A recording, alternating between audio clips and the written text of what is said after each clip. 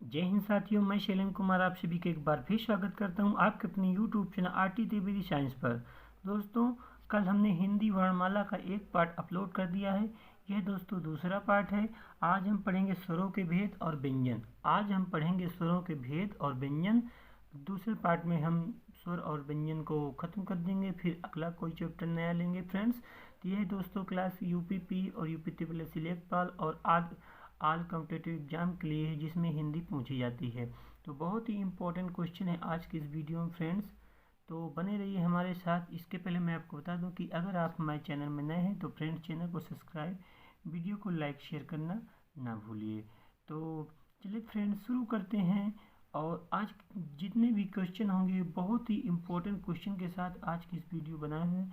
इसे हमारे फ्रेंड्स ने कमेंट किया था, दिनेश यादव ने, कि कहा सर हिंदी की क्लास शुरू की जाए। तो मैंने कहा ठीक है, हम कोशिश करेंगे पूरी। तो देर न करते हुए हम शुरू करते हैं। आज का पहला पॉइंट है स्वरों के भेद। पहला है दोस्तों स्वरों के भेद। स्वरों के भेद में पढ़ेंगे, ये दो प्रकार के होते हैं, प्रयत्न के आधार पर और उच्चारण के आधार पर। पहला हम पढ़ेंगे मुख के जीभ के आधार पर। प्रयत्न के आधार पर है दोस्तों, तो मुख के जीभ के आधार पर। इसमें है दोस्तों अग्रस्वर। पहला पॉइंट हो जाएगा अग्रस्वर। जिस वर्ण या स्वर के उच्चारण में मुख के जीभ जिस वर्ण या स्वर के उच्चारण मुख के जीभ का अगला भाग का प्रयोग किया जाता है उन्हें हम अग्रस्वर कहते हैं। ये चार होते हैं। इन्हें देखते हैं दोस्तों, छोटी ई, बड़ी ई, ए आई। एक बार और देख लेते हैं। अग्रस्वर किसे कहते हैं? जिस वर्ण या स्वर के उच्चारण में मुख के जीभ का अगला भाग का प्रयोग किया जाता है उन्हें हम अग्रस्वर कहते हैं। ये दोस्तों चार होते हैं, छोटी ई, बड़ी ई, ए आई। इन्हें ट्रिक है दोस्तों, आओ उल्लू पीछे पीछे, आ को छोड़ो बीचे बीचे। तो दोस्तों बड़ा आ, ओ, आओ, ऊ, बड़ा ऊ, ए पश्च और आ को मध्य मानते हैं दोस्तों। अगला देखते हैं दोस्तों,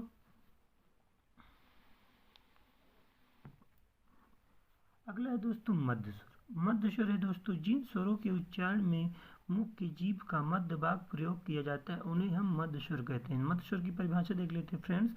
मध्य स्वर की परिभाषा, जिन जिन स्वरों के उच्चारण में मुख के जीभ का मध्य भाग प्रयोग किया जाता है उन्हें हम मध्य स्वर कहते हैं। इसका उदाहरण है आ, छोटा आ। अगला पॉइंट है दोस्तों तीसरा पश्च स्वर। जिन स्वरों के उच्चारण में मुख की जीभ का पिछला भाग प्रयोग किया जाता है उन्हें हम पश्च स्वर कहते हैं। जिन स्वरों के उच्चारण का मुख की जीभ का पिछला भाग प्रयोग किया जाता है फ्रेंड्स, तो उन्हें हम पश्च स्वर कहते हैं। अगला देखते हैं फ्रेंड्स। अगला है फ्रेंड्स ओष्ठाकृति के आधार पर। ओष्ठाकृति के आधार पर। ओष्ठाकृति के आधार पर दो प्रकार के होते हैं दोस्तों, वृत्ताकार या वृत्तमुखी या स्वर। अभिवृत मुखी स्वर, और दूसरा है दोस्तों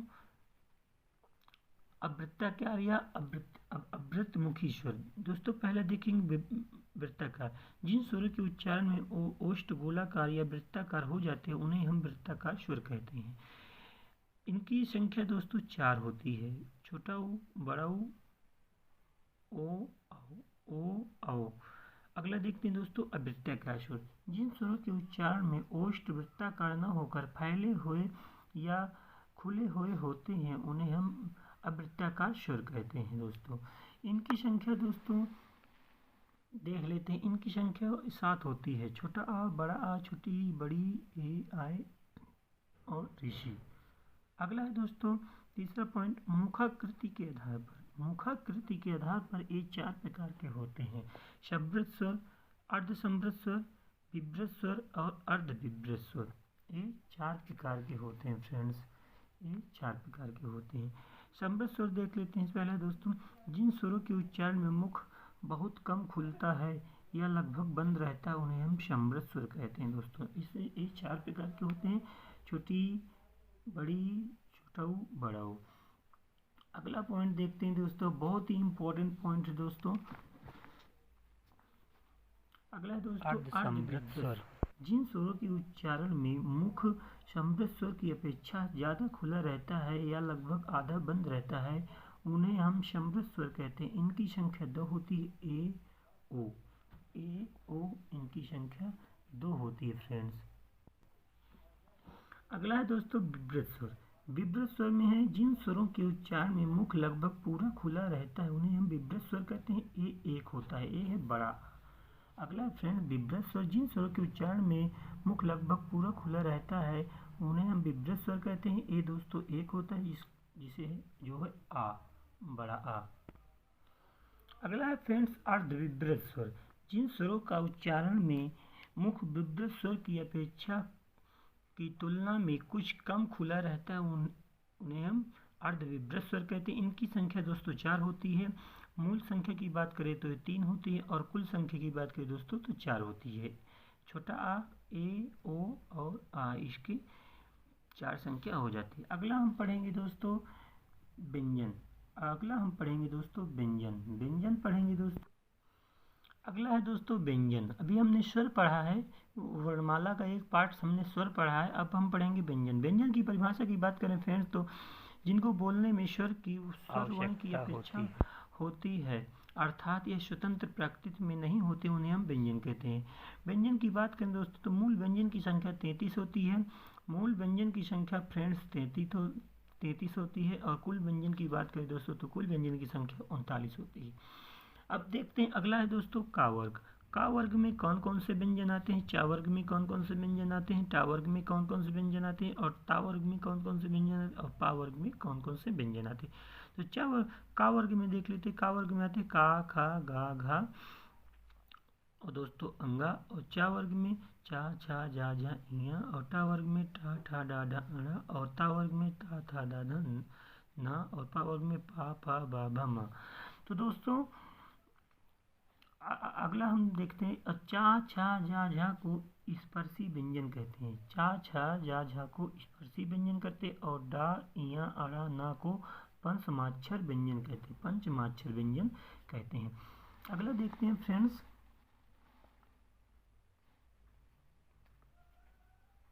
स्पर्शी व्यंजन में दोस्तों चा, छा, जा, झा को स्पर्शी व्यंजन कहते हैं जो हमने अभी बताया है। अगर कुल व्यंजन की बात करें दोस्तों तो कुल व्यंजन इसमें 16 होते हैं और मूल व्यंजन की बात करें तो मूल व्यंजन इसमें 16 होते हैं। कुल व्यंजन की बात करें दोस्तों तो इसमें 25 होते हैं। और ये दोस्तों सभी पंचमाक्षर हैं। अब अंतः स्व्यंजन है, इनमें से अंतः स्व्यंजन हो जाएंगे या, रा, ला, वा अंतः स्व्यंजन हो जाएंगे। और उस व्यंजनों की बात करें दोस्तों सा, खा, सा, हा इसमें उस व्यंजन हो जाएंगे। और द्विगुणन व्यंजन की बात करें तो डे, डा, ढा द्विगुणन व्यंजन हो जाएंगे।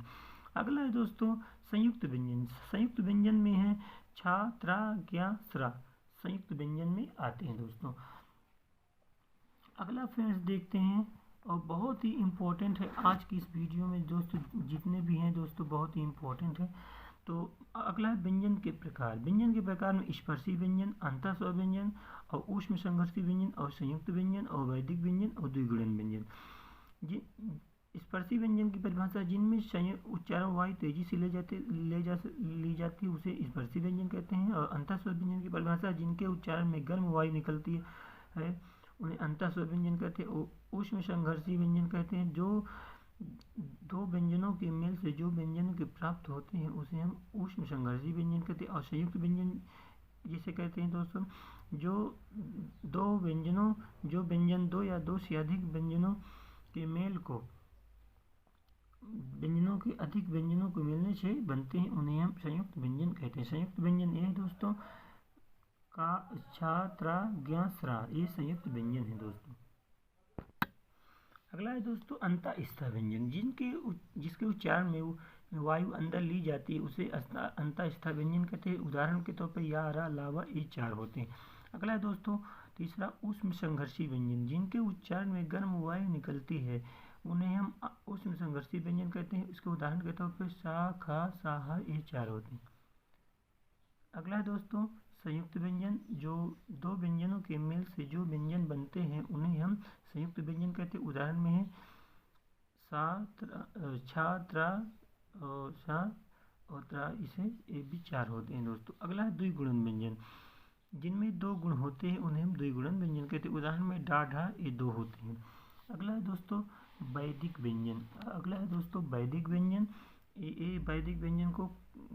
वैदिक व्यंजन का है दोस्तों ये मराठी भाषा में का कहते हैं। नोट में दोस्तों या और वा को अग्रस्वर कहते हैं। हिंदी भाषा में फारसी फारसी भी हिंदी भाषा में दोस्तों फारसी भाषा के 5 वर्ण सम्मिलित किए गए हैं दोस्तों। यही का, खा, गा, घा और फा।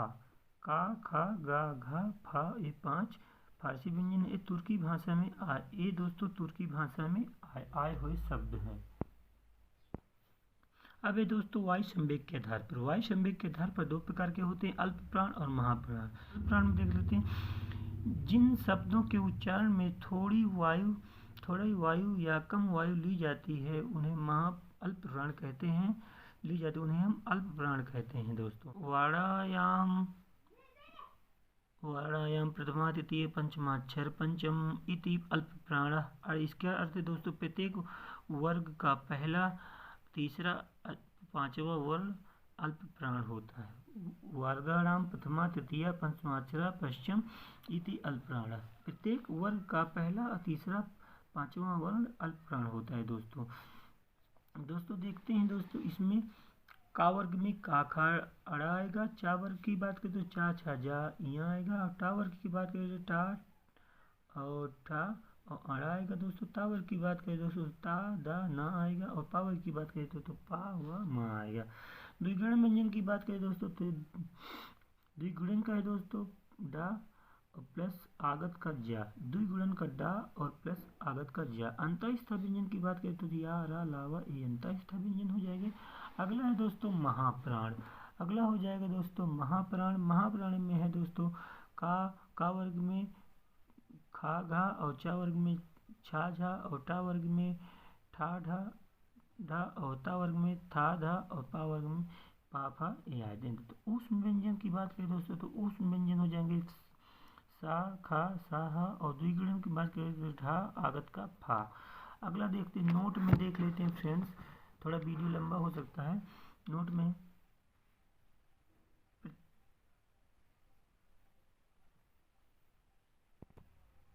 में फ्रेंड्स प्रत्येक स्वर ना तो अल्प प्राण है और ना ही महाप्राण, परंतु कुछ विद्वानों का मानना है कि स्वर अल्प प्राण है, लेकिन हमें विकल्प के अनुसार ही मानना है फ्रेंड्स। अगला देखते हैं फ्रेंड्स, अगला हम पढ़ेंगे तारत्व के आधार पर। तारत्व के आधार पर 2 होते हैं, सघोष और अघोष। सघोष पढ़ लेते हैं दोस्तों। सघोष जिन शब्दों के उच्चारण में कंपन उत्पन्न होता है उन्हें हम सघोष वर्ण कहते हैं। जिन शब्दों के उच्चारण में कंपन उत्पन्न होता है उन्हें हम सघोष वर्ण कहते हैं, जैसे गा और घा, अणा और अंगा। प्रत्येक वर्ग का 3, 4, 5वां वर्ण सघोष कहलाता है। सघोष वर्ण कहलाता है दोस्तों। ये देख लेते हैं, अंतःस्थ में है या, रा, लावा। ऊष्म व्यंजन है दोस्तों द्विगुणित का डा, ढा, आगत का जा इधर लगता है। सभी स्वर सघोष में आते हैं। अगला देख लेते हैं अघोष। अघोष में फ्रेंड जिन वर्ण शब्दों के उच्चारण में कंपन उत्पन्न नहीं होता, प्रत्येक वर्ग का एक दूसरा वर्ण अघोष वर्ण कहलाता है, जैसे का, खा, ऊष्म का सा और खा और सा ससरोता वाला और आगत का फा। अब हम पढ़ेंगे फ्रेंड्स वर्ण के उच्चारण स्थान। वर्ण के उच्चारण स्थान में है का वर्ग में है का, खा, गा, घा, अंगा। और चा वर्ग में है चा, छा, जा, झा, इया।